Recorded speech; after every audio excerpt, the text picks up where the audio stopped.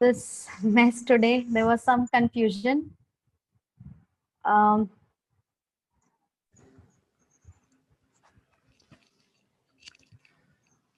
Hello, good afternoon. yeah, good afternoon, sir. Oh, we had a last minute link change and the previous link was not working somehow. Okay, Sorry for that. Yeah. We will be starting in another 2-3 minutes. We are just waiting for all the experts to join since I just shared the new link with everyone. I hope that's fine.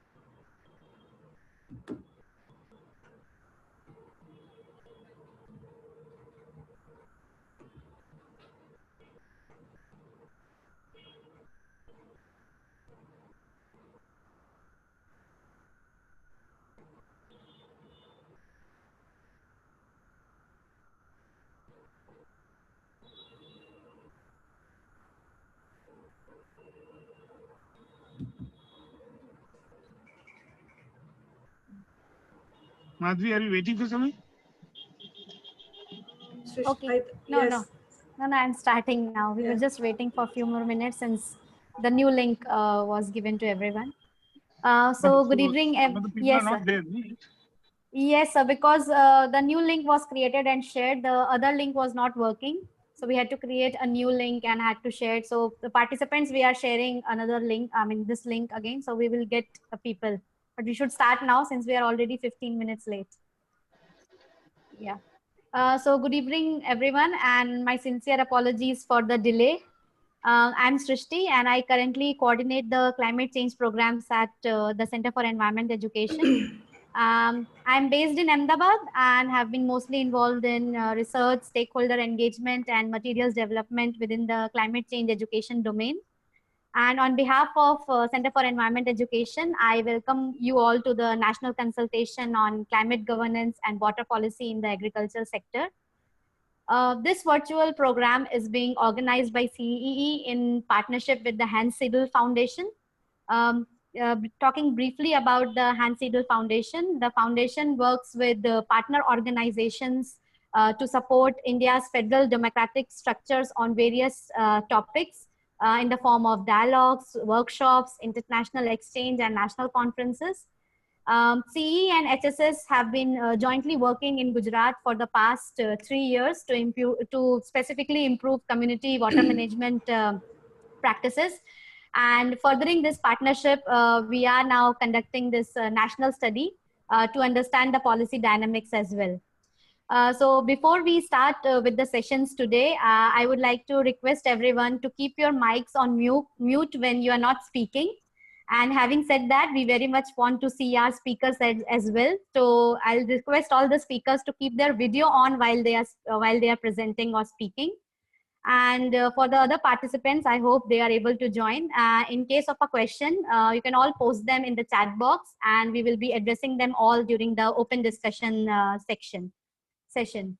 So now already we are late, so let's just start with the program today. And as our first speaker, I would like to invite Ms. Madhvi Joshi, Senior Program Director, to give us an overview of the study we are conducting, glimpses of our past work, and setting the context for today's consultation. Ma'am, over to you. Thank you, Srishti. I'll just share my screen for a minute.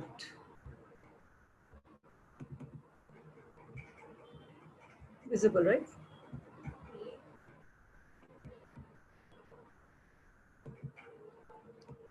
Yes, ma'am, it's visible. Okay.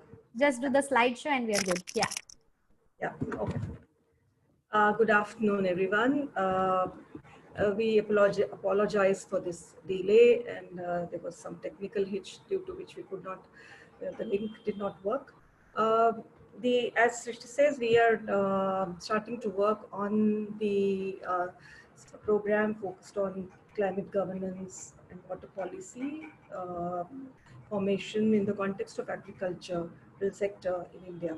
So just to give a background, I think most of you are aware of what CEE is, and we are was set up as a center of excellence and under the Ministry of Environment, Forests and Climate Change in 1984, and we've been working across the country on several aspects of sustainable education for sustainable development. Some of the specific programs we've worked on in the context of climate change, water, agriculture kind of sectors include, working together with the UNFCCC, focusing on education component, the Article 6. And working with closely, specifically focusing on working on case studies and examples of climate adaptation, mitigation, and so on. We've also been very closely involved in providing inputs to the Sustainable Development Goals when they were the Indian perspective in terms of what could be the inputs to the Sustainable Development Goals. As of now, at the moment, we are involved in a program focused on doing a chapter with the Global Center for Adaptation, which is based in the Netherlands. And the chapter highlights work and best practices, concerns, and perspectives of youth in climate adaptation. We've been, in terms of education, there's been a lot of work focusing on traditional practices around climate adaptation by communities, by people, which is called the Parampara. We did a publication at the national level, which was released during the COP a few years ago. Also did a campaign focusing on water and agriculture, but definitely in the context of climate change, looking at the practices in terms of water conservation, agriculture, use of water in agriculture by people, and it was a national campaign along with NABARD. We've been working also in the coastal areas and worked with several partners along the East Coast, looking at improving climate literacy and understanding the aspects of impacts of climate on the fisher people, especially in the context of their livelihoods. There's been also partnerships with other organizations focusing on working with communities and improving their adaptive capacity. And we did a train which was called the Science Express Climate Action Special, which went around this country and reached out to many people, talking about the aspect of climate change in the context of all the dimensions that it has. So just getting quickly into the, I will not take too long over this, as we already running short of time. Would love to hear the speakers. These I would just want to take you through to one of the projects, which is again we are now working also on the next phase of it. It's called Jal Setu, focused on specifically involving women elected representatives in in water governance and climate change. And this need arises because of the lack of women participation though they are elected women representatives, but in the lack of their participation, especially in the Panchayati Raj processes, especially local water management. And that was an opportunity we felt we should be working with. And we work with also the other village level institution members and communities in water climate resilience, water technologies and practices. So we worked in Gujarat and in a semi-arid region, and there was basically looking at livelihoods which are dependent on agriculture and rain-fed. Most farmers, being small and marginal, had limited access to finance and technology, and very limited and no awareness about livelihood linkages, or even understanding of water in the larger context of how um, the water regime looks like. Um, so there was a limited participation, as I mentioned, and a limited lack of perceiving the groundwater as a common resource. So there were some of these concerns and challenges we addressed through majorly three approaches: consultations for water governance at the local level, also looking at getting involved, getting communities involved in developing the water resource maps, and understanding that there are a number of and just getting aware about what water resources are available within their villages, and demonstrating technologies that can help them become more resilient and adapt to um, adapt to the impact of climate change. We've been able to, over 3 years, definitely improve the awareness in terms of their understanding of water, climate, livelihood links, and increasingly they are adopting climate resilient livelihood practices, uh, on-farm conservation measures, organic farming, etc., and increased acceptance towards addressing water issues in the village. There is also a cadre of youth called Jalduts, and the second phase is on, and we are almost towards the completion stage. Building on to what we did in the first phase, we are now working on participatory water security plans, and we are using scientific methodology to develop water security plans and training the Jalduts in developing these at the village level. There is an approach paper that would get developed as the work gets completed, and also engaging the state level Panchayati Raj institutions, engaging with NGOs. One consultation is planned next week with the NGOs in Gujarat, and we are also hoping to come up with state and national policy recommendations at the end of this process. And this basically, the idea is that the planning process needs to happen from bottom up, and also integrating what communities and community needs are in the decision making and planning processes when the policies get formulated. So that is the idea for this exercise. In terms of this particular study that we would like, we have embarked on, it is again, as I mentioned, it is water is a connector between sustainable. It finds mention in all the three kind of aspects: SDGs, agenda. These are global commitments, and that has water as one of the very key areas, and which we know about. The study looks at gaps between policy formulation and implementation. Then looking at how do we strengthen participatory approaches in policy and policy dialogues. Looks at domestic water policy regime with cross-cutting and interwoven climate change actions. How do we enhance local governance mechanisms for climate change and strategizing it? And also striking a balance between, how do we strike a balance between natural resource management as well as, looking at demands that come at the local level. The objective specifically looks at discussing water and climate policy development process in India with a focus on stakeholder participation.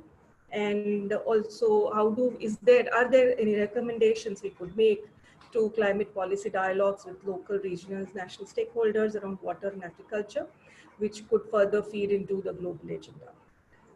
We just thought we'll list a few research questions, and which are in three areas. One being that what could be the climate governance and water policy dynamics in India? So what are the policies that affect water? Where is the interface between climate change governance and water governance? Existing policy gaps and opportunities for working together on some of these aspects. Hello? No, ma'am, please go ahead. Okay. Then next is the participatory approaches and policy tools. Looking at are there participatory approaches, and if there, what are those, and what is the scope for getting best practices or working with looking at other approaches that can be integrated into this, and then identifying stories, cases, both about conflicts and challenges, but also innovations in this area, and connecting it again to energy consumption practices in the context of agriculture and water areas. We were also thought that it would be useful to look at factors which influence current water usage, such as the institutional mechanisms, what are the distribution, how the systems of distribution management practices, the national policies around these aspects. Yes, and today's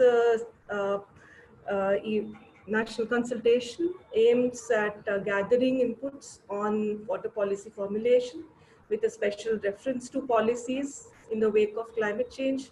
Would be the multi-level governance structures and the interaction, stakeholder engagement, significance and needs, sustainable agriculture techniques within the water, energy and food nexus, available for financial tools and mechanisms, innovative technologies and community-based approaches, then strategies and recommendations to strengthen participatory approaches, best practices and case studies. So thank you, and look forward to a very engaging discussion. Thank you so much. Thanks, Srishti.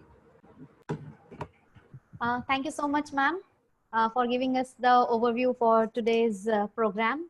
And with that, now we would like to invite Mr. Sandeep Kumar Dubey from HSS, and he would be giving us sort of an overview, a little more overview about HSS work, and specifically we'll be talking about how they are working in the through the India's federal policy actions on effective water governance to combat climate change.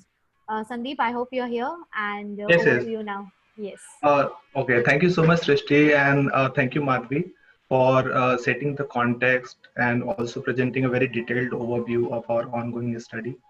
Let me begin with a very brief introduction of our foundation. Hanns Seidel Foundation India is a German organization and part of the German Federal Development Policy. The foundation has been working on water policy and governance in India, as well as in South Asia for the past 8 years. Here, since we're talking about water policy formulation in the face of climate change, it would be pertinent, I think, to understand the context that defines the contours of India's federal policy actions to combat the vagaries of climate change that we face today.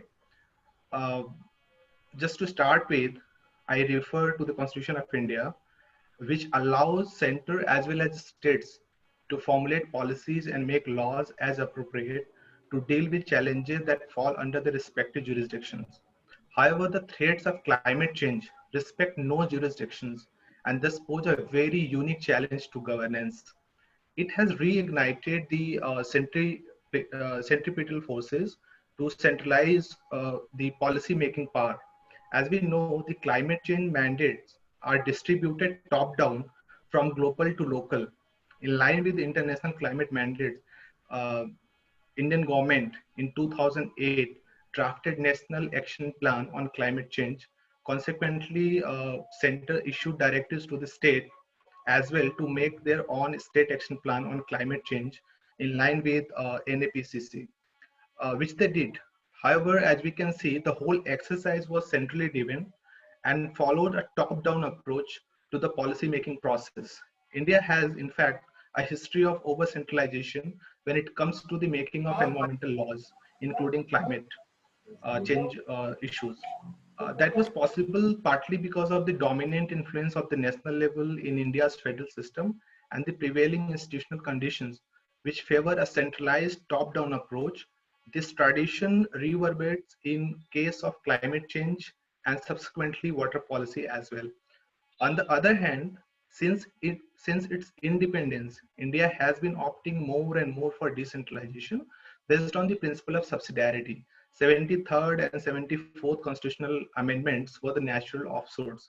Being a federal country with defined jurisdictions of its states, India faces a very complex policy situation due to climate change, response to which has tendency to move towards centralization.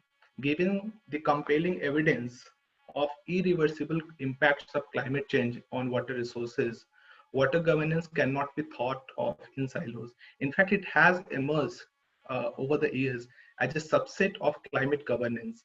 If we look at the two previous national water policies of 1987 and 2002, we do not find any mention of climate change there, in fact. However, the National Water Mission under the NAPCC necessitates the national water policy be revisited to integrate climate concerns into it. Accordingly, a new water policy was promulgated in 2012, which for the first time integrates the climate concern into a national water policy of India.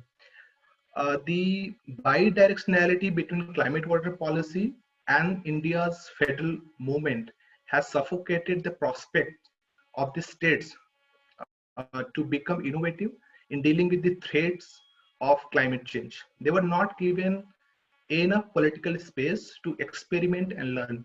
Climate policy experts believe that given a chance, the state can also act against center's belief as the laboratories for experimentation, incubating new ideas and promoting innovation. Considering the aforementioned context, I made three specific points that could be probably helpful in inducing a substantive shift in the current policy approach of India towards climate water governance. First, the need of the hour is to effectively decentralize climate governance, especially in water sector, which primarily requires adaptation actions through conservation, efficiency, and equity. A shift must take place in the policy approach from the conventional supply augmentation to demand management. Second, states must be allowed to make their own climate policies as they deem fit, which can be, of course, put together as a national climate ambition that can act as the basis for unified national climate policy. And third, consultative process, which is kind of missing already between center and state when it comes to this climate policy formulation, uh, needs to be further strengthened to effect cooperative federalism and bottom-up policy making. With the belief that federalism can serve as an effective tool of water governance, our foundation has been working to strengthen federalism and consultative processes through its advocacy and various projects with partner organizations. One such attempt is the collaboration with CE to study the policy processes in climate water governance domain and make actionable policy recommendations to visit and redefine the climate water governance in India. Let me also add here that in coming years, our foundation aims at proactively engaging states to make their climate actions more efficient and effective. Uh, with this, I'll stop here. And of course, I look forward to the panel discussion with our eminent speakers who are present here. Thank you very much once again. Thank you. Thank you, Sandeep. Thank you so much for sharing what HSS has been doing and how we are trying to integrate the initiatives at both at the center and the state level.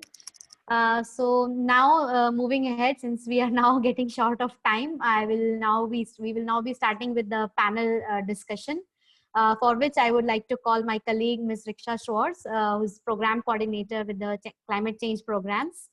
Riksha would be moderating this session for us. So Riksha, I hope you're here. And yes, thank you, Shrishti. yes, over to you then. Thank you. It was really good to hear from Madhvi and from Sandeep a bit of the background of first the work that both CEE but also the Hanns Seidel Foundation are doing in this whole nexus of water and climate change. So I think we have really set the context and maybe also a bit of the expectations for the consultation now. And yeah, I'm very happy to be able to welcome you to this discussion. We had invited 6 experts. I think due to technical issues, at least we have 4 of them with us today. And we had also identified 4 topics that we wish to discuss with you all together. The topics are stretching from water policies and the climate change nexus, of course, and stakeholders engagement. I think Madhvi made it very clear that that is really basically the focus of our topic today and for the study that we are going to compile. We have the multi-level government structures and the agricultural link, of course, and the use of water in agriculture, which is, of course, one of the challenges while climate change is becoming more and more of a reality. We have the topic of sustainable agriculture techniques within the water, energy, and food nexus, because, of course, and I think that is also what we have seen earlier, we cannot talk about water in isolation. It is so closely linked to our livelihoods. And we really need to see the broader sense also within the policy making. And finally, if we can, we would like to have a look at financial mechanisms for water use efficiency, which of course use efficiency is also one of the challenges for water scarcity. It is not climate change alone, but there are many factors that actually come together in terms of water ability, water scarcity, and our future planning that needs to consider all these different factors. I think we have a lot to discuss, so I'm looking forward to that. Shrishti introduced me briefly. Riksha Schwartz is my name. I'm working with CEE since more than 10 years now. My background really is climate change, so I expect to learn a lot on the water angle here today. And yeah, you can see that I'm not in India at the moment. I feel a little bit stuck in this COVID situation in Germany, but at least we have a more or less sunny day here today. You can see the sunshine coming in. So with this, I would really like to kick it off with the first topic on water policies. And we have Dr. Nilanjan Ghosh from Kolkata joining us. So if you can put on your microphone and maybe also your video. And warm welcome to you. It's excellent to have you. Thank you. And this whole first topic of water policies in the wake of climate change and the significance of stakeholder engagement in itself is a broad topic. You have a lot of academic expertise in these fields, and it would be really great if you could kick us off with your first initial thinking, maybe 2-3 minutes. Since we are not too many on the call, I hope we can discuss interactively and also come in with more questions from the audience to you. Okay. Over to you. Thank you for the invitation. Thank you, CEE. In fact, I just now received a message from Srinivas that it's not due to the technical reasons that he couldn't join, but because of an emergency that he had to rush to his village. And this is not a health emergency, but something personal. And that's why he apologizes to all of you. In any case, probably that gives me some more time, if the hosts allow, to speak on something that is pretty close to my heart, the water policy aspect. And as you rightly stated, in fact, Sandeep also mentioned right at the very outset that these water and climate change, and slowly and steadily, in fact, as we talk about the water risks in our lives, it gets inextricably linked to the forces of global warming and climate change. Now, in fact, before I come to the climate change issue, rather, I would like to talk about something even more critical that is emerging, in fact, at the policy domain. And I have called it in many of my op-eds a water war. And this water war is not over the resource itself, but it's a war over paradigms of governing the resource in India. Now, there's a worldwide call for a change in water governance paradigm in favor of demand management and ecosystem restoration, talking about the river basin as the unit of governance. But as far as India is concerned, despite all such talks, it still adheres to the archaic notions of what we call water resource development, entirely based on a reductionist engineering paradigm, a reductionist structural paradigm. This is, of course, a hangover of our colonial past. So we are just looking at the myopic economic benefits, ignoring the long-term sustainability concerns.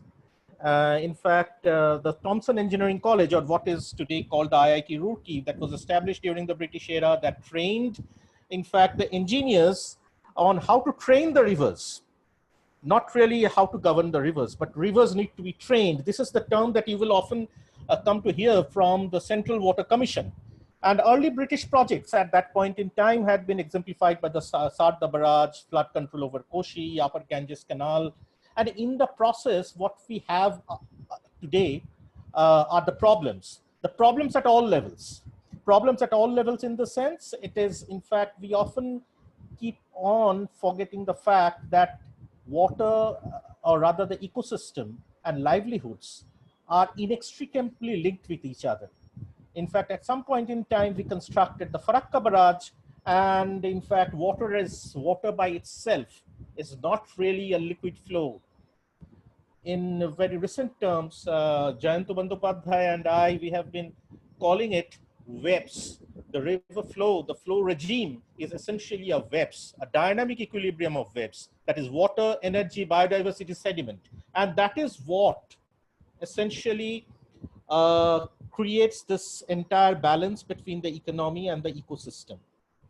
So you disturb this dynamic equilibrium, you essentially create some kind of an obstruction of this flow of webs by maybe a large construction of a barrage, hydropower project, a dam,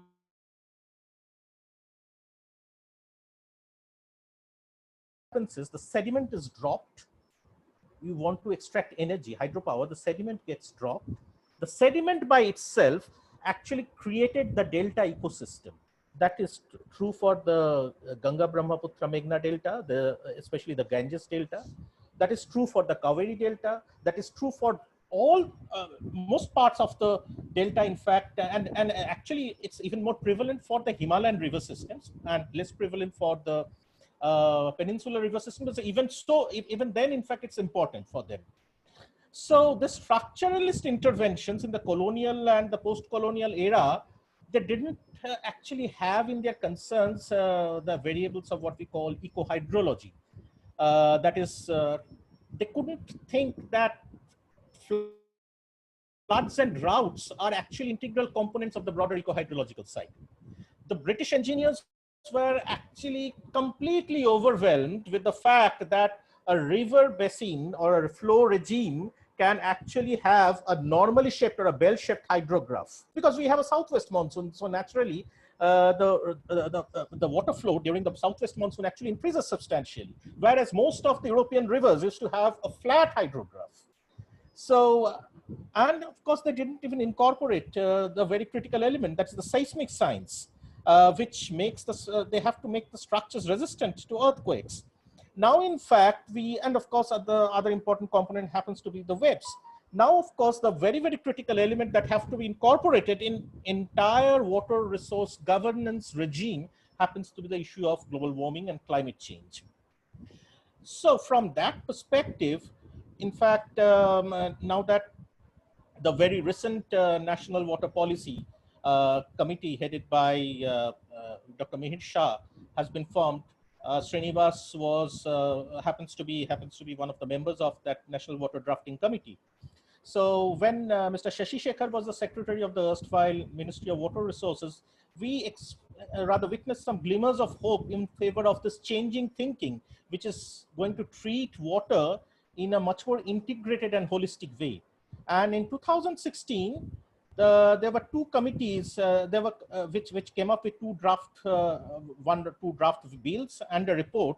The one was the National Framework Water Bill, the other was the Groundwater Bill. And there was a very important report that came out, which has been placed under the carpet right now, a 21st century institutional architecture for India's water reforms.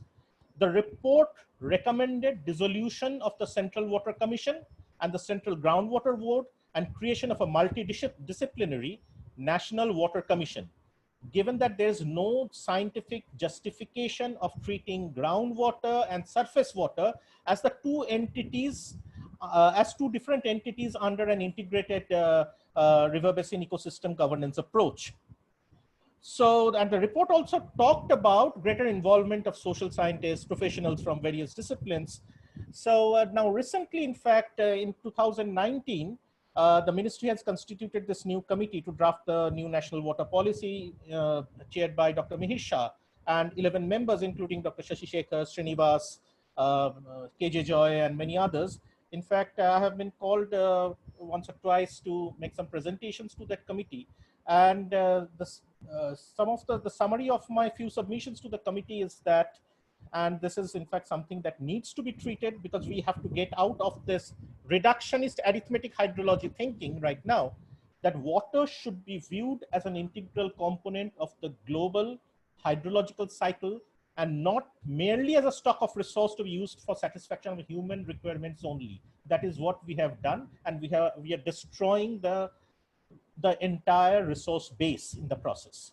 2, supply of ever-increasing volumes of water is not a prerequisite for continued economic growth. Water and food are already delinked. In the new heterodox economics of water, better practices can ensure more crop per drop. I need not explain more. Clear and strict prioritization of various types of needs and demands for water is needed, including those of the ecosystems. There is a need for comprehensive assessment of water development projects, keeping the integrity of the full eco-hydrological cycle. With ecological economics, this is something that has also been emphasized by the Mihir Shah Committee report of 2016, that it has to be a pivotal discipline for such assessments. A new transdisciplinary framework for assessment needs to be developed.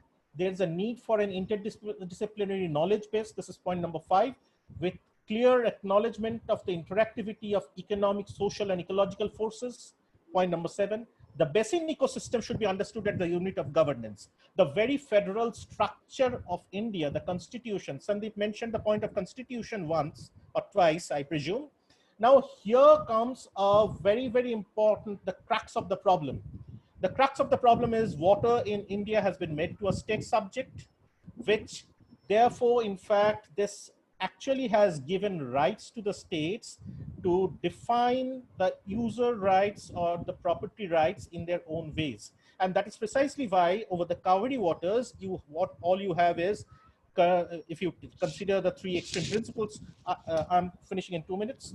If you take the 3 extreme principles of water rights, one is defining water in the context of suppose a prior appropriation or history. The other is defining water in terms of the Harmon doctrine, that if water falls on my roof, it is mine. So Karnataka keeps on defining it in that own fashion.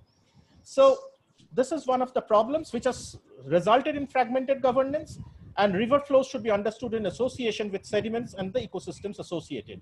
And of course, we should have appropriate institutional mechanisms for integrated basin governance, which needs to be designed carefully.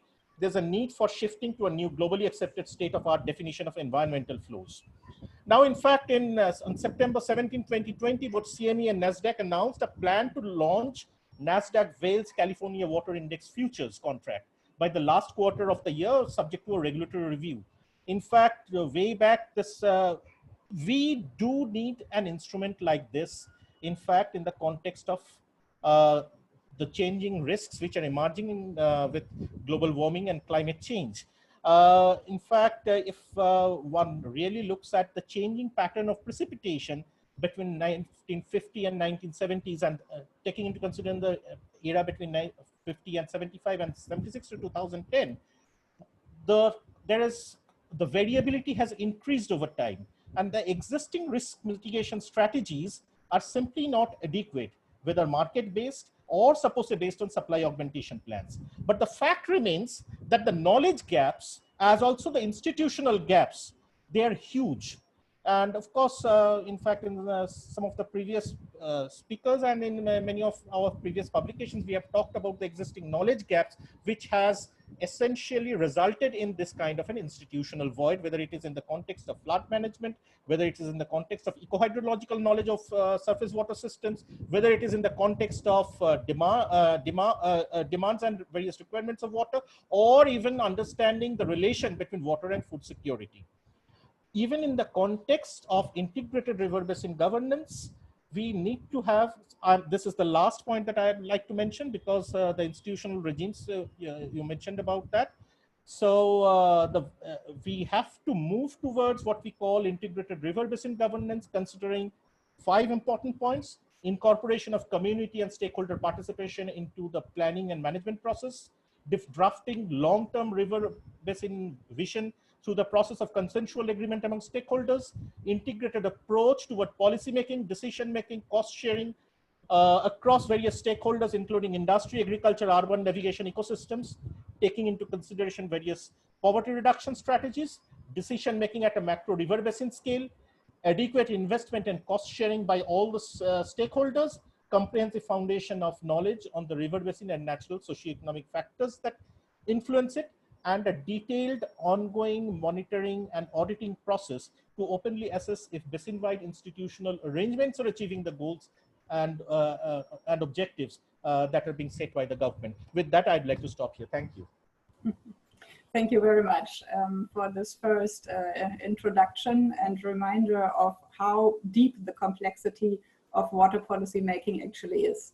Thanks to you. If I may get back to you with one question. Could you identify just the one single benefit that sticks out the most for you of including stakeholders and creating participatory processes in water management? See, one of the critical elements, one of the very critical elements happens to be that even if you're thinking of a river basin approach, you have to have grassroots level stakeholders who are going to create that micro level knowledge base. And without that, no RBO is going to be successful. First of all, you have to have an RBO. We don't have that approach. You cannot always have the CWC engineers and an RBO dominated by CWC engineers and agronomists only. Bring in the fishermen, bring in the agriculturists, bring in the urban players in the system. At the very grassroots level, they are going to provide you with that particular traditional knowledge base. So one very critical element, the benefit that you are talking of, is the knowledge system. Okay, thank you very much for that brief answer also. I think we see that we could spend even an hour only on these topics, but I think in the interest of time, we should just move on to our second identified topic that we would like to focus on today. And that is the multi-level government structures and their interaction for sustainable use of water in the agricultural sector. I think we heard a lot about from Sandeep already on national policy making and state level policy making. Probably the two speakers that we invited now are already touching on touching on the local level of policy making. We have with us now Mr. Schilp Werme of the International Water Management Institute. Schilp, it's good to meet you. If you want to put on your camera and see if your audio is also working, and the same maybe also for Professor Gopal Naik of IIM Bangalore. Good to have both of you with us. And yeah, I would like to give the floor first to Schilp. You have an experience of over 20 years in the whole nexus of water, energy, rural livelihoods. So from your perspective, what, also talking from the interface of science and policy interfere, where's the room for the stakeholder participation, and where are the biggest needs that you see at the moment that we should address, looking at the water situation and climate change coming in as an additional challenge on that. Over to you. Thank you, Rixa. Well, I lead a program in IMI called the IMI Tata Water Policy Program, and we are a group of young researchers who try and fulfill or fill this gap between policy and science. And as you already said, that there is a lot of scientific literature that gets published, but very little of that actually gets used by policymakers to design policies and programs. And what we try and do is try and deduce from the existing literature, scientific literature, but also do some more gap-filling research to make it more usable for policymakers. Coming to the topic of multi-level governance structures, well, there are various ways of looking at it, and I wasn't sure how exactly we want to approach it, but I can probably start by making 3 or 4 points, and then I can open the discussion. One is that when we're talking about the scale of governance, of course, we are talking about the farm level and the village level and the block level, district level, state, and then the national level. And there are probably hundreds of institutions, organizations, but also informal institutions, which are nested in each other. And there is a bricolage of these organizations which play a very important role. And I think Nilanjan also mentioned that we need to have more clarity on who is going to decide, who is going to take all the critical decisions about managing water, especially in the context of changing climate. And there are sometimes there are also conflicts. There are upstream, downstream conflicts. So not all decisions can be taken at the farm level or at the village level. Sometimes you need to take decisions at the higher scale. There are also issues in efficient water use. Sometimes increasing the efficiency of water use ends up actually rather than saving water, you end up using even more water. And that has been shown in many studies, especially on water saving technologies like drip. So at the farm level, you are improving water use efficiency, but at the basin level, you actually end up consuming even more water. And we need to be careful about that. But a very important component of this, which is almost completely missing right now, is the political economy, which plays a very important role. And I just want to emphasize what Nilanjan also mentioned, that in terms of governance, most of our water institutions, or at least the formal institutions that we have for water governance, they are dominated by certain disciplines. CWC is dominated by civil engineers, and Central Groundwater Board is dominated by hydrogeologists. And I think that most of them view themselves also as scientists. They view themselves as scientists who want to keep pursuing the academic side of water rather than as managers or governors of water. And that is a problem, because they invest almost all their resources in understanding the resource itself and in resource development, but there is very little capacity in terms of managing the resource or understanding the uses of the resource. And I think that is going to be critical in improving our water governance. The other important aspect, and maybe Srinivas is also going to talk about it, is this sectoral silos that we suffer from. It's almost impossible to manage water without looking at what's happening in other related sectors. Food is one, of course, and that's quite obvious. We know how the MSP policy of Government of India is creating a big mess in Punjab, and Punjab keeps growing paddy when it shouldn't be. Similarly, farmers in Maharashtra keep growing sugarcane when maybe they shouldn't be. Or in fact, India as a whole should not be growing so much sugarcane. But the other thing which we often miss is the energy policies. And I think that almost all the main governance challenges that we have in water sector, none of them can be solved unless we also take the policy also into account. And I'll give you a small example, which is also very relevant from the climate change point of view. India is going gung-ho about promoting solar power. And from the energy point of view, that's fantastic. I think moving from fossil fuels to clean energy makes a lot of sense.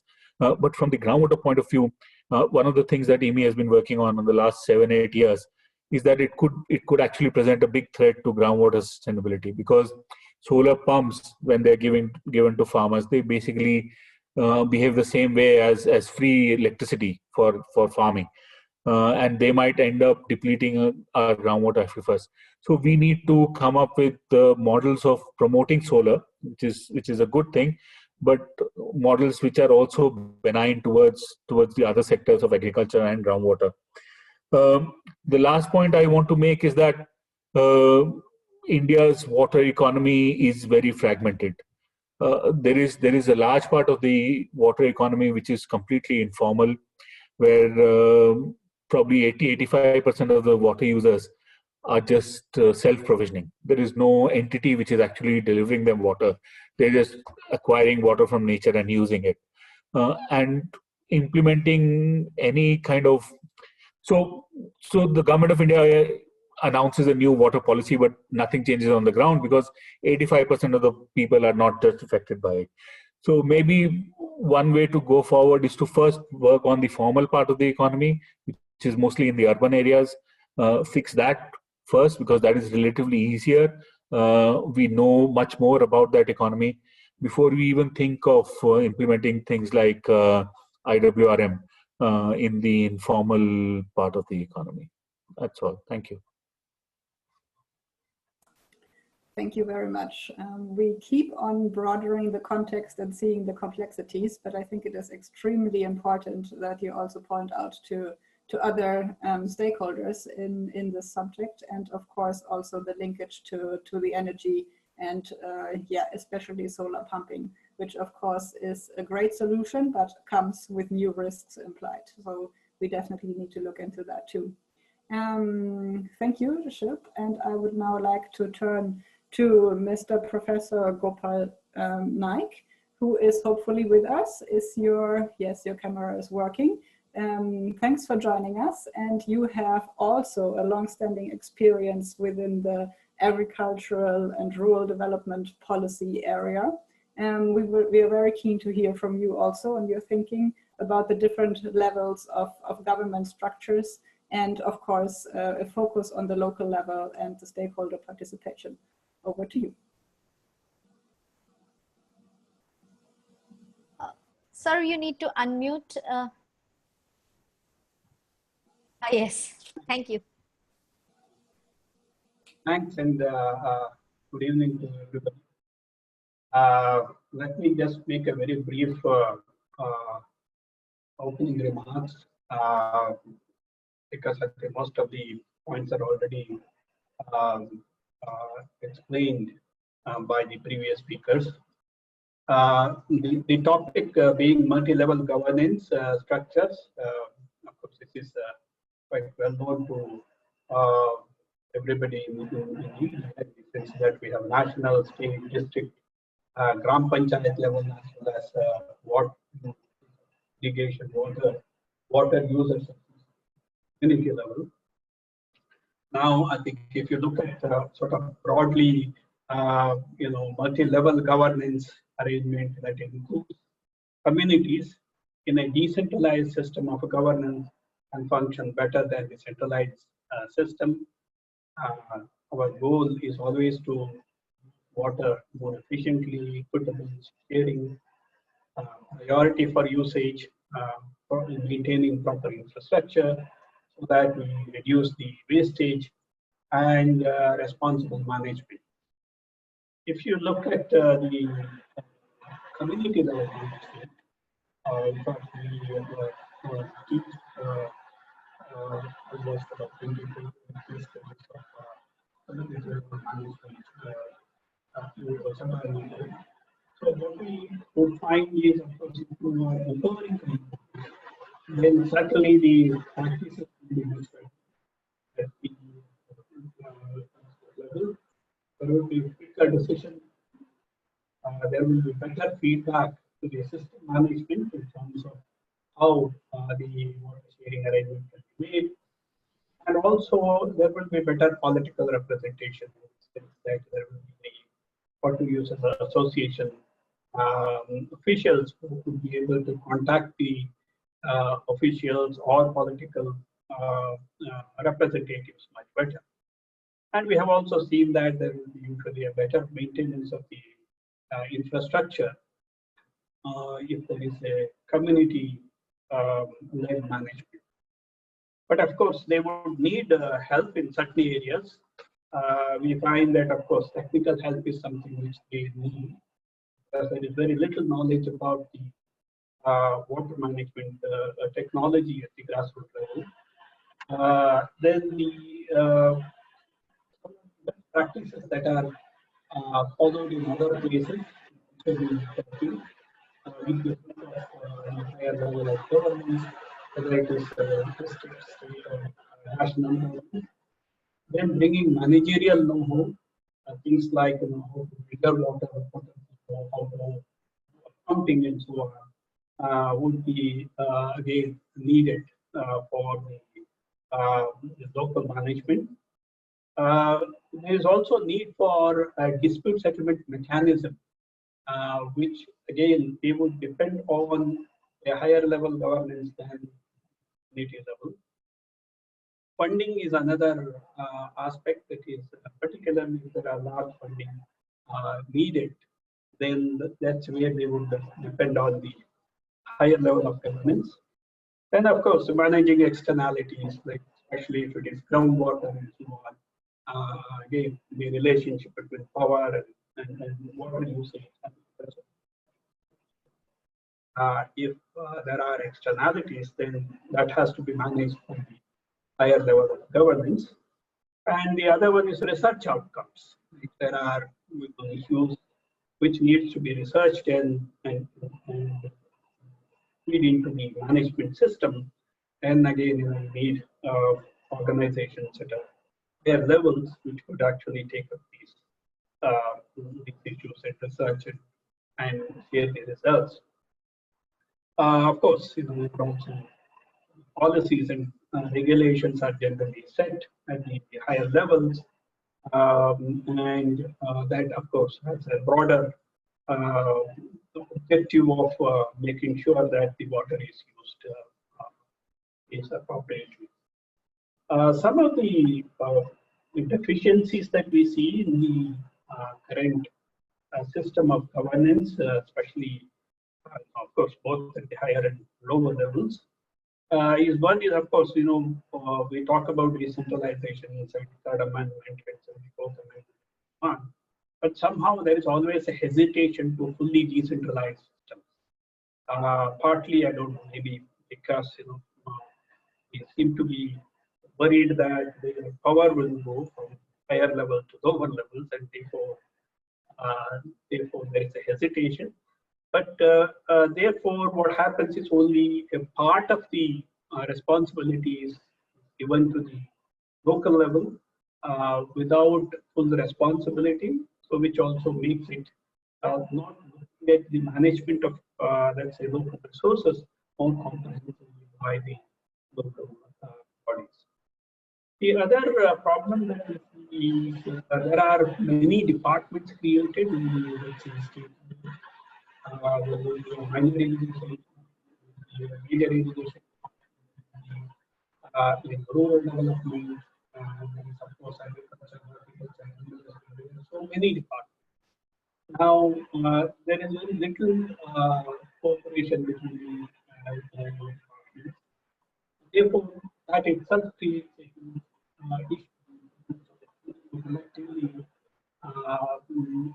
make sure that the water usage is better managed. The other issue that we find problematic is basically capability. Capability in terms of understanding the water management issues. There is a lack of it at all levels, almost to the point. Of course, if the grassroots level also, there is a lot of capacity building required, and that's also true in the departments.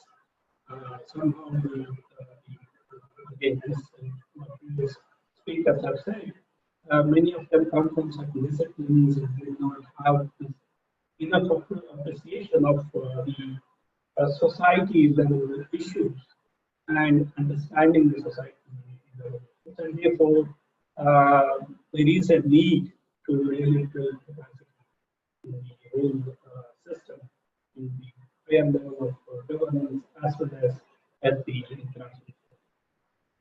So, therefore, I think the decentralization issue, which basically involving communities more and more, should be the main focus, so that there could be a better management of the climate change issues at the grassroots level. So I'll stop at this, and if there are any questions. Thank you very much. It was good to hear a very structured input from you on the different needs in terms of technology, finance, capacity building, but also putting the right institutions in place. And I think both of you now mentioned the important selection of the right level of responsibility and decision makings for the different topics that actually need to be taken care of. I think that is a very crucial question, of course, between central and decentralized decision-making processes, and hitting the right balance there and placing the topics at the right level. As time is just flying by, I think we need already to move to the next focus topic, which is sustainable agriculture techniques within the water, energy, and food nexus. And we have another speaker with us. I think Srinivas Bengudia from A3 in Bangalore. You were already mentioned by previous speakers, so a warm welcome also to you. If you can switch on your video, if your connection allows, that would be excellent. Great to have you. And yes, it would be very great to hear also from you. We already touched upon a few of the complexities and the nexus between water, energy, and food, but probably you, with your experiences also at the interferes and the connection to livelihoods also in your work experience. It would be nice to see where you would like to put your focus and where you see the benefits of people's participation in policy processes, where you see the biggest needs of the moment. I think that is something that we could focus on. Over to you. Hi, good afternoon, and thank you for organizing this consultation and then inviting me to contribute to it. I would be sharing the screen of my PowerPoint, which I think is a bit different from other speakers because I'm throwing in some numbers and figures to just keep us focused on the underlying problems. I mean, the WEF debate is not any new to the Indian context, but it has changed. The narrative has changed from when it was started back in the 1980s and 90s and what it is trying to describe the problem is. So I'm going to use the PPT and just share the screen.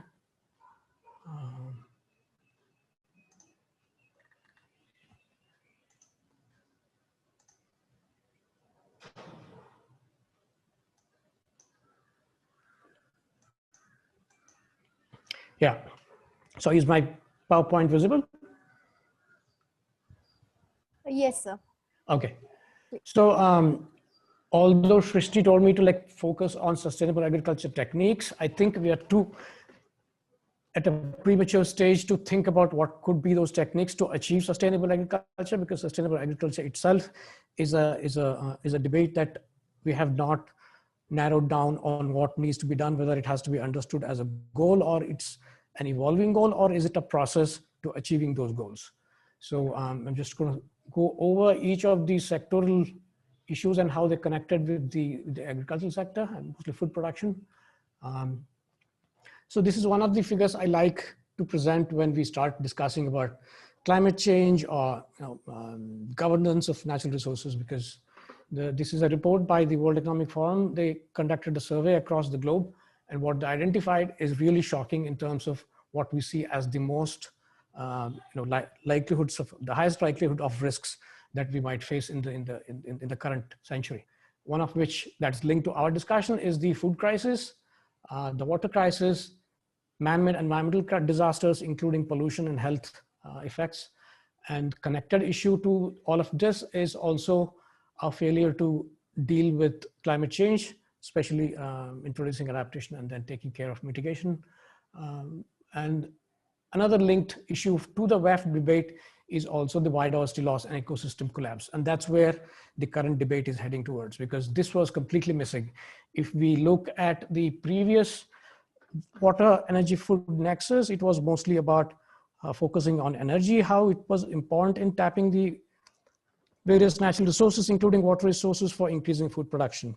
And that was the period when we saw explosive growth of tube well. And then now we are kind of leapfrogging from that discussion to trying to understand what's happening to the nexus and who are the new players. So if we want to simplify this, I can go to the next slide, where now the focus is on how all the three are kind of leading to greater emissions and contributions to the climate change debate. And one of the biggest components of this debate that has been missing for a long time is primarily because we don't have enough data on that, is the role of fertilizer manufacture and usage in the agricultural sector. I'll talk about it a little bit more as we move forward. So this is a very simplistic picture of how the WEF nexus is kind of contributing to the larger climate change emissions. We can get into the details a little later during the discussions. So just going into some numbers, this is a quick look at sector-wise water and energy usage and the subsequent food production in the Indian context, starting from the 70s till the 2010. This was a report prepared by Terry, I believe, from the data that they had gathered from Aquastat and FAO.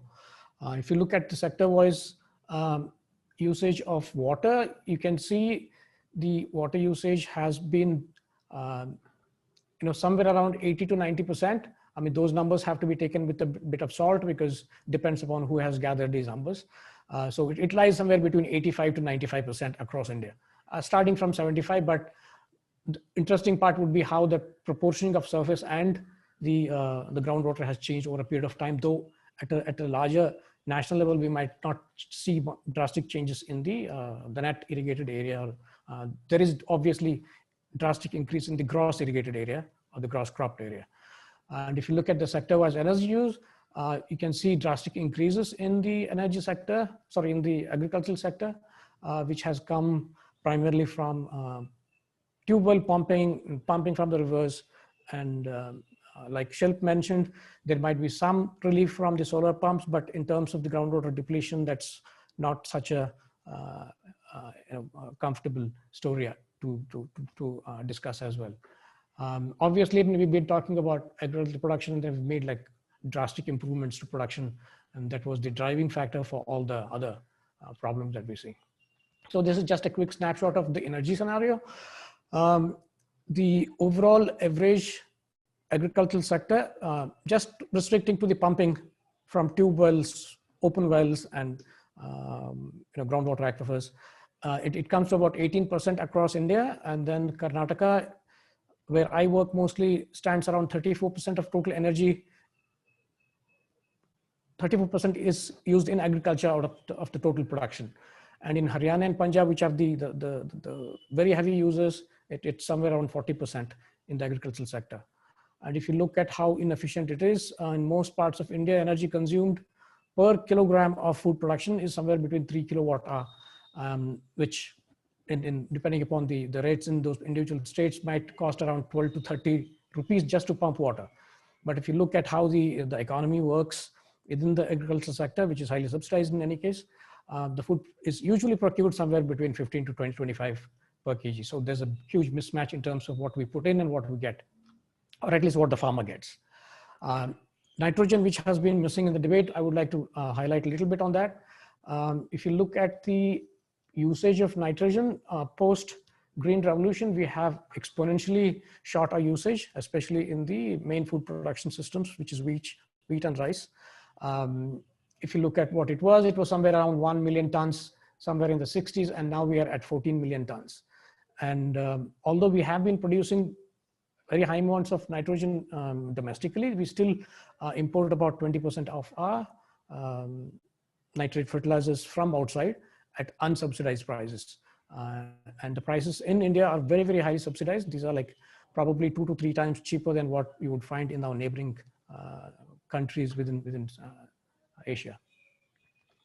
And we are quite comparable to in terms of the nitrogen usage in agriculture, as you might see here in the graph, the bottom right.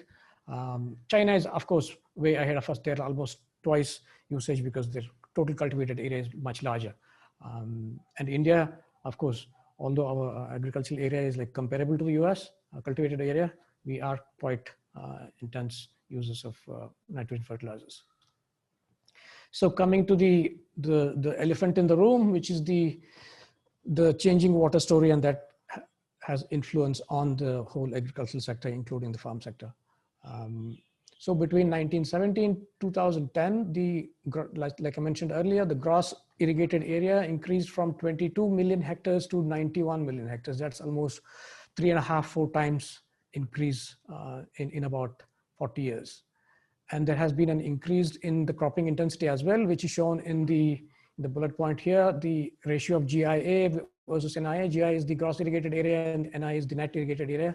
Net irrigated area is the actual irrigated area, but the gross is when you increase the intensity of cropping, when you have more than one cropping season, say Kharif and Rabi and summer and so on. And if you look at the proportioning of the water usage from surface and groundwater crossed the total percentage of area irrigated by groundwater crossed surface water back in the 1990s itself. Now it is about 60% of total amount of irrigated area is covered by groundwater. And if you look at how the proportioning itself has changed back in the 50s and 60s, while the big dams and the canal projects were the primary source of irrigation water, that has kind of remained stable and in many cases has declined a little bit because of obsolete infrastructure and things like that. But if you look at the red graph, which there's a drastic increase by about 8 or 10 times in terms of the amount of irrigation sources drawn from groundwater. That's also indicated here in the left graph, the graph on the left, where you see the proportion of area irrigated has increased drastically as against to total area sown. And this is slightly a little old data, but still worth looking at the relative numbers. And we all know that much of our intensification has gone into rice and wheat production, and then you can see how, especially on the graph on the right, how our wheat production has increased threefold in about 60 years. Rice has kind of remained stable, but wheat production has increased by 3 times, and it's also a primary source of irrigation. If you look at just the water situation across India, the baseline water stress across India seems pretty extremely stressful to medium stressful, and in most cases we don't have, in very few cases except for the lower Indo-Gangetic regions such as the Bihar, we have low stress, but otherwise we have most of India is under highly stressed situation, and some of them in extremely high stress situation. And the same is indicated here on the graph on the right side. which is a global picture of number of months in which water scarcity is equal to more than 100%. And then we see India is completely red in sense. I mean, most of India experiences water scarcity for at least more than 6 to 7 months, and some of them up to throughout the year. This is a similar situation, a similar graph, but disaggregated at a river basin level. Kaveri Basin and the Krishna Basin to pay attention to are the ones which are in the south and are also in the hard rock aquifer, which is also where the groundwater situation is worsening. If you compare Haryana and other states in the Indo-Gangetic Basin, they are not as bad because they have alluvial aquifers and they have a much greater recuperating rate as compared to hard rock aquifers, which are the most extremely exploited aquifers and need to be paid attention to. So quickly, a quick snapshot at a zoomed level of what's happening in Karnataka with respect to groundwater. Out of 176 talukas, we have about 140 talukas that have been declared, completely depleted, partly depleted because of overexploitation.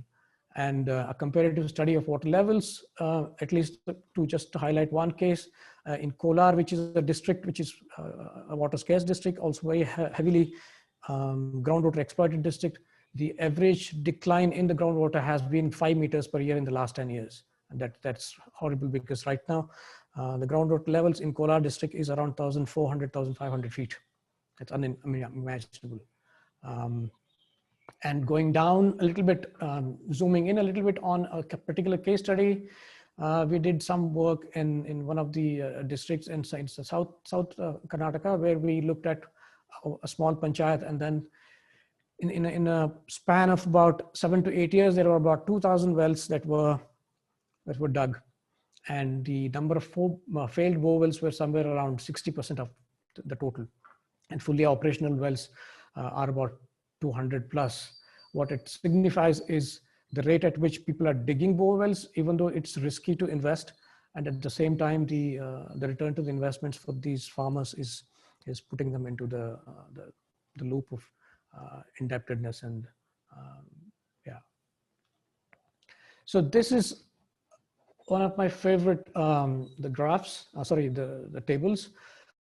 Have wondered what could be the role of unsustainable. While we all talk about how we should reduce the exploitation of groundwater, we should also, I think it's important to understand the importance of unsustainable use of groundwater because it has huge implications for our food security. Almost about 51% of our production comes from unsustainable use of groundwater, which means, to just give you another comparable indicator, about 173 million people are fed roughly in India from the overexploitation of groundwater. So if we were to introduce policies to suddenly stop or start reducing, we should find ways in which how are we going to meet the food production demands and also the food security issues at regional and state levels, because this might start a huge disparity in the levels of food that are produced currently at state level, and then the way the virtual water has been moving, and the risk to food security at both regional levels and state level. So this is another case study that we did in Tamil Nadu, where we looked at the role of groundwater irrigation in the people's livelihood. A lot of it is driven by the subsidized electricity provided in the agricultural sector, and also some of it is also because of the competition in the borewell digging industry, and the cost of digging borewells have drastically reduced as compared to like what it was 5 to 10 years ago. And just to hint that Tamil Nadu is also one of those states which has not fully exploited their the groundwater resources. They are starting to get where Karnataka was probably 10, 15 years ago. So I thought we probably might want to look at what could be the policy interventions that could be done in places where some recovery can happen still. Just to extend, excuse me for a second.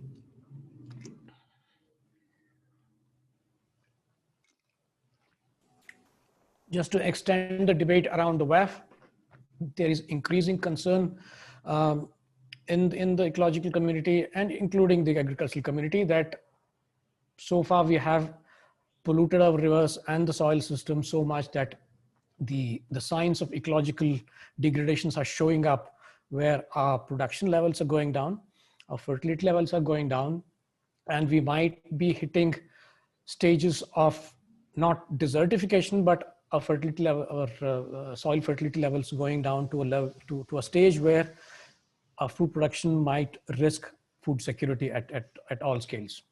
So I thought I'll just highlight and just to redirect that WEF, the WEF debate down to ecological costs. There hasn't been enough studies. We just initiated one study looking at what could be potential ecological costs, probably translate into economic costs in the future if we don't take adaptive measures at this stage. And that work might come out in another 4 or 5 years. So this is a quick table that shows, this was produced by IMI, I think back in 2007. This just shows what could potentially be the environmental water demands if we were to start turning the tap to meet the ecological demands of these river basins. And just to give you a quick hint about it, none of these river basins are actually meeting any of these, the standards that have been put out. Most of them have been critically modified, and it's going to be almost close to impossible to get back to even moderately, pollution levels in most of the major river basins. May I ask you to come to the end? Yes, this is my last slide. All right. Yeah, so some of the potential directions, not sure how it's going to, how the new farm bill is going to take shape. We haven't seen it play itself out, but some of the theoretical discussions around what could be done to reverse the ecological degradation and then try to make sure the WEF nexus doesn't collapse the livelihood systems. Here are some of the recommendations that have been debated. There's nothing new in this one, have been debated by the academics and policymakers. Much of it is targeted towards changing the policy scenarios, especially with respect to subsidies in electricity, fertilizers and pesticides, and inputs in the agricultural sector. And how that can be done is a big debate on its own, because given the welfare state that we are in, it's not going to be easy to remove this, and it's not going to be easy to also scale down some of these in a decade or 2 decade time span.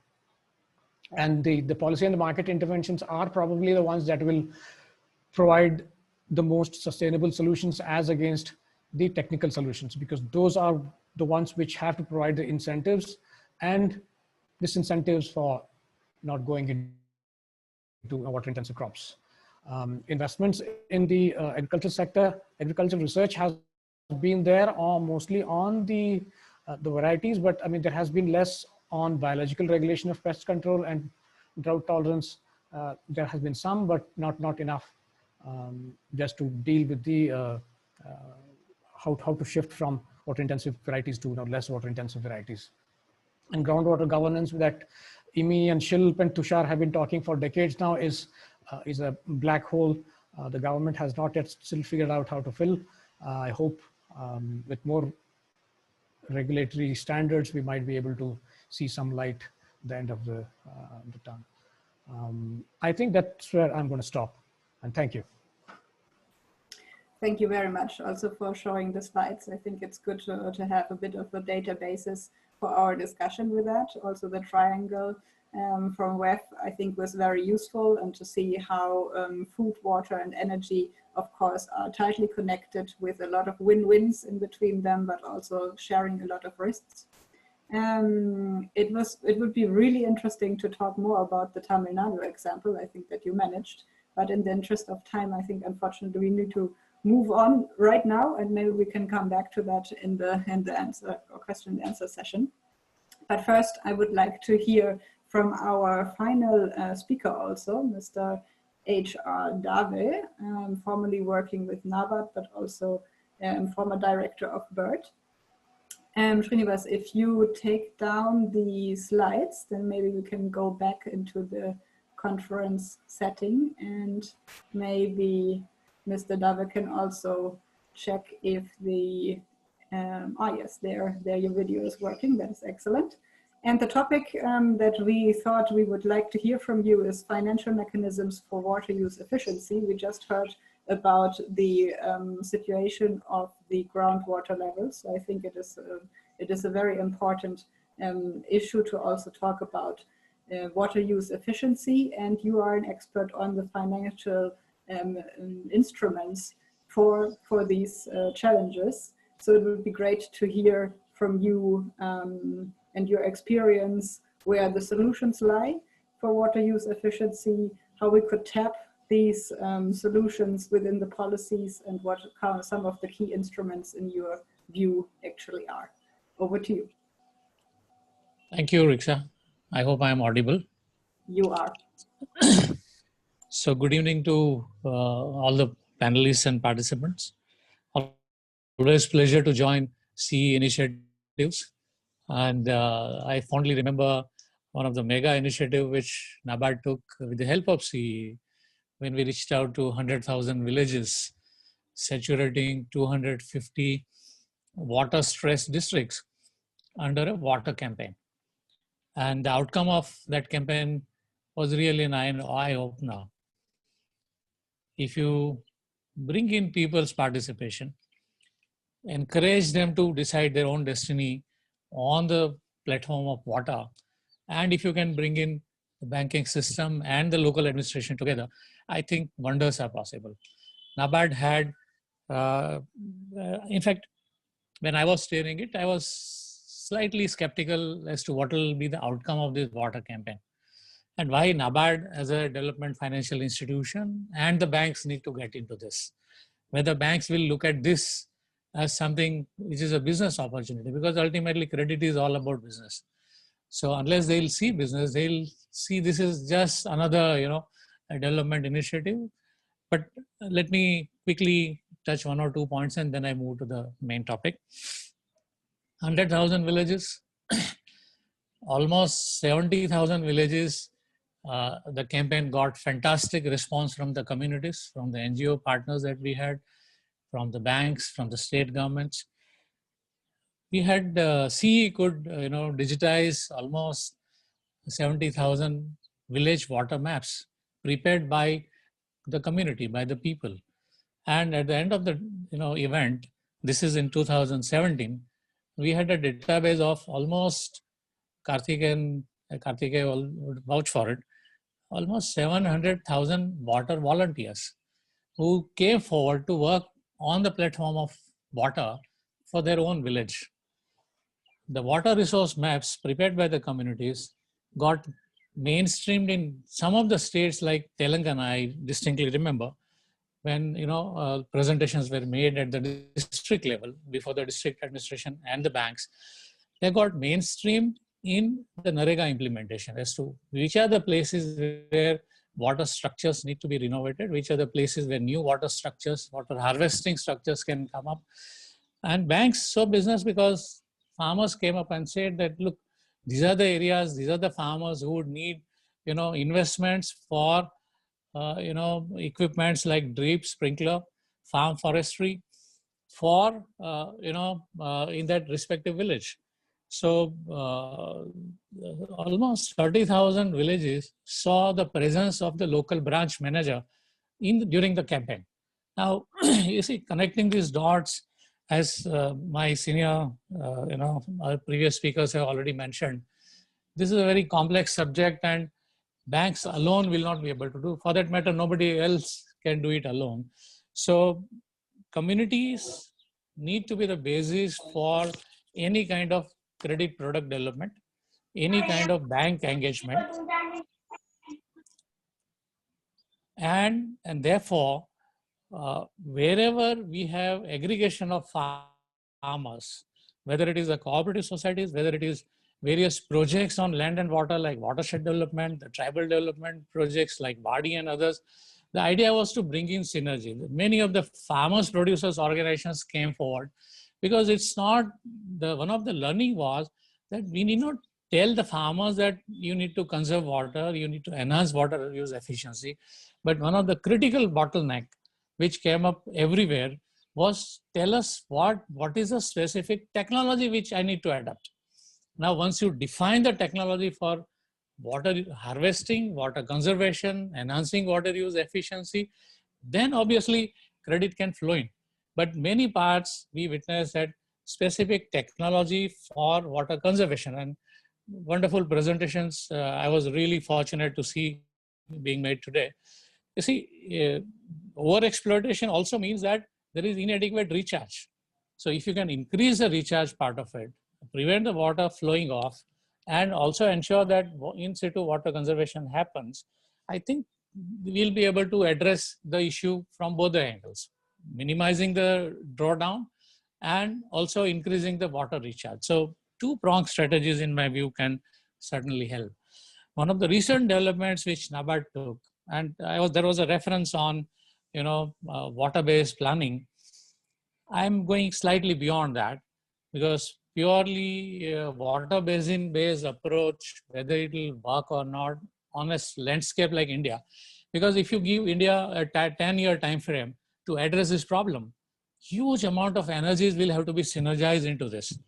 It's okay to do a pilot in 1 village, 2 village, 3 village, but unless we are able to mainstream the convergence of all the positive energies within the institutional framework, the issue of, we will continue to debate on how do we need to address the problem being confronted by all of us.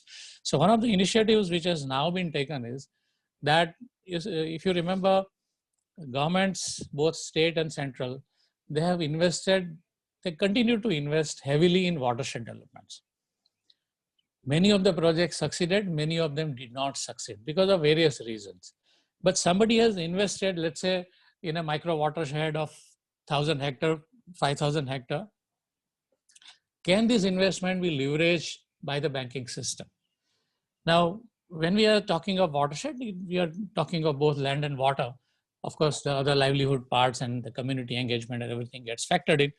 But touching the water issue, where we are talking of in situ conservation of water and trying to address the issues of dryland agriculture, what NABARD has now done is that, you see, you pick up the developed watersheds, which are 3-year-old, 4-year-old, and NABARD would facilitate preparation of a banking plan around the watersheds. So I'm strictly not talking on water basins, but I'm talking on watershed basis, and bringing in institutional credit to flow into these micro watersheds or slightly bigger watersheds. Now, we have given a special incentive to the banking system that if you are willing to do this, right now what you are doing is anyone who walks into the bank branch, he gets access to Kisan credit card. And whether he uses for agriculture or he uses for his daughter's marriage, these are all issues, whether it's a gold loan kind of problems. But the moment you projectize agriculture lending, which we used to do earlier, and over a period of time, we thought now banks have enough expertise and they'll be able to do it. So the projectization of agriculture credit had taken a backseat. Now that is being brought to the mainstream banking system. So this is one major initiative which I believe banks will be able to move forward, financing to agriculture based on watersheds. Now, when we talk of watersheds, it also presupposes that we are now talking of agronomical practices. When NABARD prepared, water productivity map of India, covering 8 major crops, across almost 27 states, it was an eye-opener. And reference was made about sugarcane in Maharashtra or, paddy and wheat in Punjab. Now, can you influence this using the credit mechanism? I have my reservations because banks will not be able to influence the farmers as to whether you should go for sugarcane or whether you should, go for other sustainable crops in your region. But some beginning can be made if we start sensitizing the banking system to look at watershed-based approaches where the localized sustainable agronomical practices will start playing out. So this is one point which I thought I should share with you. The Bankers Institute for Rural Development had set up a Center for Climate Finance. This bird is based out of Lucknow, and some of you would be interested in, or maybe possibly would like to look at what this center is currently doing. Till last year, when I retired, the agenda that we had set for the Climate Finance Center was to influence the credit portfolio of the banking system. I had asked them to pick up State Bank of India and Union Bank of India and see whether you can increase the green color of their portfolio by 2%, 3%. Now, you see, kind of resources that we are looking at, only banking system has. So one of the option for the policy option that we have is to incentivize banks for increasing the green color of their lending portfolios. Can we do that? How do we incentivize this? So this is a work in progress, and some of the experts who are sitting here, I'm sure they would be interested in even advising BIRD and NABARD as to how do we increase the green color of the bank's portfolio. Governments don't have money. Green Climate Fund doesn't have money.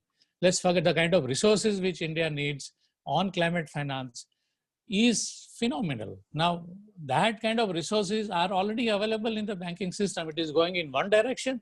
All that we are saying is, can you move slightly towards a positive direction? And if we can channelize that kind of resources, I think fantastic thing can be done.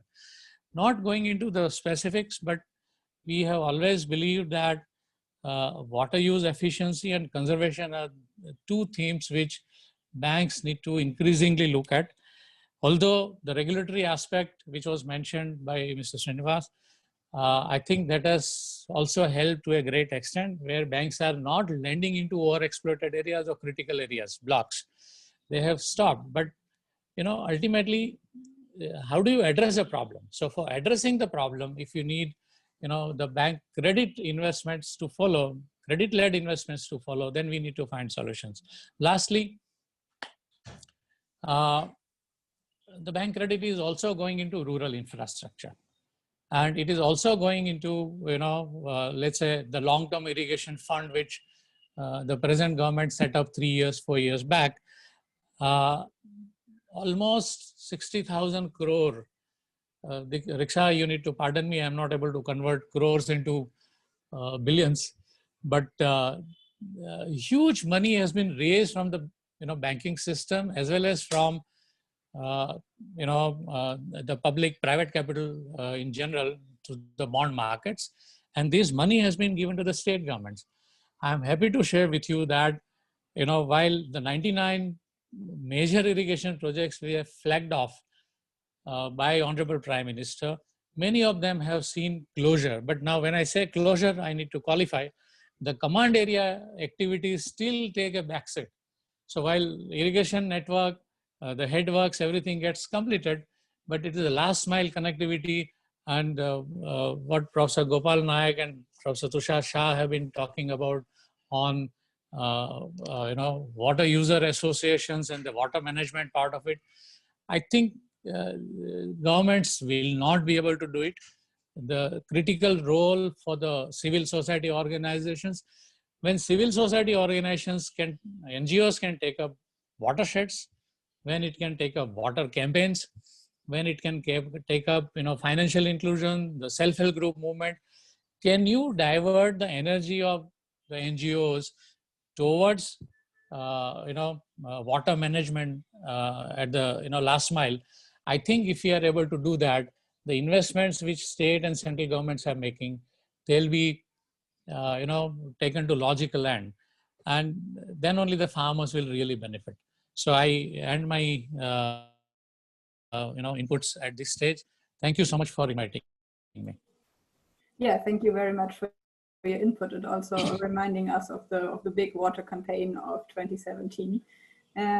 Also for pointing out of the importance of the financial flows, actually, which is a larger issue, and I think also the connectivity between all the different elements of our nexus actually plays in there too, even in terms of fundraising. I think that is a very important angle to consider. So we have heard from all our panelists and speakers. Thanks a lot. I think it was really rich, and I wish we would have a full hour for each of the topics.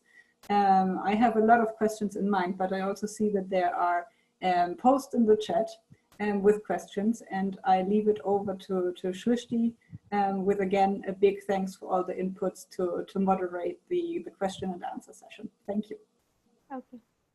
Thank you, Rixa. Thank you so much for moderating the session for us, and thank you to all the delegates for their presentations. Yes, so we are now open for discussions, and till anyone else has some questions, I'll just go over the chat and see, and we have a few questions from Mr. Kale. I think he's from Water.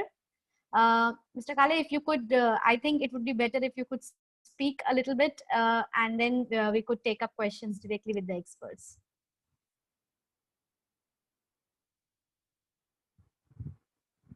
Am I audible to Mr. Kale? Okay, let me. Yeah. Hi, Srishti, and Hello. yeah, and good evening to all. Actually, it was very nice to hear all the experts and to be part of this discussion. I think Nilanjan has left and he has given the few response to my question. Yes. And even he has sent few reading material also. So thank to Nilanjan and you all for organizing this wonderful event. Yes, sir. And sir, I see another question from you for Srinivas, sir. Yeah. Srinivas, sir, are you here? You can, yes, we can discuss it right here, because I see it's a long bit. It would be good if you could put it directly. Yes. Yes, he's here, and if he unmutes himself, he can talk. Yes, so please go Srini, ahead. hi. Glad to see you here after a long time, Srini. Go ahead, Ishwar. And yeah, so the thing is that for this whole the climate is changing, and the farmers are also facing the problems of this having the early warning systems actually. And there are many government and NGOs which are providing this whole early warning systems and crop advisories. But the lacuna we find is that they are not very crop specific to the farmer, and they are not based on the local weather data actually. Because there is a lot of variation which we all know actually at local level. So WTR Water is also doing the good work into that. But can you just throw some light that other NGOs or a few other institutions doing precisely good into this matter actually, so that we can also type with them and make this whole system more effective? Yes, Srini? Yeah, Ishwar, your point about how the climate services has actually not reached the common farmer is quite valid, and WTR's work on crop specific and plot specific advisories at a very small scale has been quite successful. But the problem there is that the scalability. Now that AI has come into the picture, I think there is a lot of scope for expanding it. At a government is the biggest machinery you can't beat. I mean, nobody can, find the machinery that the government has to upscale these kind of technologies. So I'm hoping in the next decade or so, government will expand their climate and crop advisory services through their existing extension services as well, for which huge amount of data is required and huge amount of data crunching is required. And people are doing it at very pilot scales. Even the private sector has gotten quite actively involved in this kind of stuff using AI and machine learning platforms. So, I mean, there's huge amount of scope for that, but let's just hope that government steps into the larger climate crisis that might affect the agricultural sector. Thank you. I hope it answers Mr. Kale's question. And if we have any other question, we could start. Rixa, you want to take up a few, we could do that. And anyone else, please, we are open to discussions now.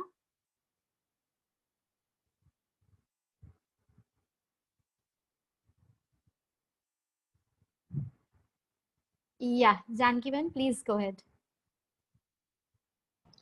Hi, thank you for this very interesting presentations and really kind of touching upon a wide area and the complexity of this whole water policy, I just kind of wanted to maybe touch upon the fact that Mr. Dave mentioned in his presentation about this last mile connectivity, and maybe Mr. Nilanjan has already left, but others and Mr. Dave can also shed in terms of how does policy, the water policy framework recognizes this fact that the last mile connectivity is where the inputs are required, and are there any kind of capacity building inputs that are being given or by being planned at the policy level? I mean, NGOs and CBOs are working on their own in the small scales, but when we are looking at India as a country as a whole, unless there is an institutional mechanism in the policy framework that recognizes this gap and addresses it, that is going to be a really challenging aspect, whether it's a climate change and dealing with its impact, or looking at water governance, or managing the water at local level. Yeah. Can I respond? Yes, sir. So please go ahead. Yeah. See, having worked, on climate change adaptation for last now 5 years since we became, nationally accredited entity for Green Climate Fund, UNFCCC Adaptation Fund, and Domestic Fund. We created our own, climate change, fund within NABARD using our own profits. So every year we thought we'll start pumping in about 5 crore, 10 crore each, and we'll build a corpus where it can be, effectively used for doing all kinds of networking, because somebody will have to catalyze this action. So, and when you have multiplayer ecosystem, then you need to spend on bringing everyone together. My experience on agriculture, I'm going beyond water alone, but when you talk of climate change adaptation, and I have been requesting ICAR, I have been requesting agri-university vice chancellors, saying that, while you have a national adaptation plan, you have state adaptation plan, some effort has gone into, district level planning mechanism. But if a farmer in Bikaner asks you 5 questions, tell us, what are the 5 things I need to do so that my agriculture becomes adaptive to the likely climate change, there are no answers. So the entire research and action research need to gear up towards finding those 5 points for Bikaner farmer, 5 for Murshidabad farmer, and likewise I would say that at least make a beginning on agroclimatic zones. What are those 5-10 things which the communities need to do? Unless we tell farmers in very clear terms that some of it will get absorbed, some he'll not accept, some he'll reject outrightly, but where are the messages, where is the content? So time has come when we there was a reference to AI, whether we use AI or digital extension or the existing extension mechanism, but we need to reach out to this 9 crore farmers, telling them for your village, these are the 5 solutions. Unless we are ready for that, I don't think we are moving significantly in right direction. Can I add to what Mr. Dave has said? Yes, please. Okay. Yeah, I agree with Mr. Dave. In fact, I know we did some work on agriculture extension. What we find is locally relevant content is missing even in the university. I think that's what is important. I think developing locally relevant content so that the answer farmers' questions is one important step that the policymakers can take. Second one is the mechanism. I think over a period of time, if you look at agriculture extension, it has deteriorated. It has not improved. They may say that we have helpline, this and that, and so on, but that is not serving the purpose, because you need to be very clear in terms of your advice to farmers. You may have to demonstrate, you may have to explain things in a much better local language and so on. then only these things can be communicated effectively at the grassroots level. And that's not happening. To some extent, we may be able to do it with IT technology, but I don't think as of now it's going to be, it may just help, but you also need people on the ground, explaining these things to farmers so that they understand it very well and they can practice it. So that mechanism is also absent as of now. Thank you, sir. Srinivas wanted to say something, so please add here. Yeah, just going back to the the never-ending question about how do we reach out to the last mile. I think this has been a consistent problem that has failed our agricultural university system, ICR system. I guess this is where what I call as bridging institutions have to come into play. A lot of NGOs are doing it, such as what I mentioned was, one of them I mentioned was WTR, Watershed Organization Trust, that does a lot of work in Maharashtra and surrounding states. They have done it at very pilot scales. What it needs is one, we have these three-level problems. One is the data problem that needs to be compiled from what the government collects and doesn't put out as information that is useful. That data has to be accessible to all the civil society organizations and bridging institutions. Two, how do we translate that information to usable knowledge, which is where I think AI might come into picture, but AI is still in a very rudimentary stage, because AI has been mostly been used in the technology sector, because AI has its own problems in terms of how data can be misinterpreted and bad advisories can go out. So there's a lot of discussions and debates that have to happen between the state, civil society organizations and the bridging organizations on how to make that information useful. I mean, there's tons of information out there, but what is usable is a big question mark. I guess it's high time that, we've been talking about PPPs and all of that stuff, where the state has to connect with the people, the state has to connect with civil society. I guess that's one space that needs to be explored more and thought about, because technology has always been seen as a hurdle to participatory engagement of the communities, but it can be a small tool while the organizations and the larger governance systems can facilitate its proper translation of the data and information. That's just my, Thank you, sir. And I think that would be the last last discussion we are having today. Since we are already ahead of our time, I would now like to invite Shri Kartike Sarabhai, for Director, Center for Environment Education, for his closing remarks, and also the things we touched upon today on technology, finance, and capacity building, and also some institutional mechanisms around climate governance and the water policy formulation bit. So, sir, welcome to the talk, and now over to you now, sir.